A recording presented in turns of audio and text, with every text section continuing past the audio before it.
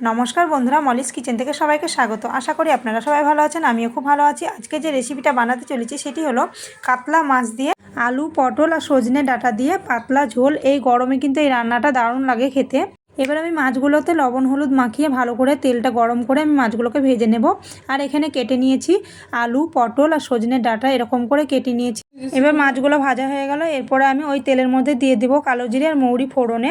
তারপরে দিয়ে দেবো কেটে রাখা আলুগুলো কিছুক্ষণ ভাজা হয়ে গেলে দিয়ে দেবো পটলগুলো আর একটু লাল লাল হয়ে গেলে আমি এবার দিয়ে দেবো কেটে রাখা ডাঁটাগুলো। তারপরে আমি নেড়ে চেড়ে নিয়ে আমি দিয়ে দেবো মশলাটা দিয়ে আমি দিয়ে দেবো স্বাদ মতো লবণ আর দিয়ে দেবো সামান্য হলুদ।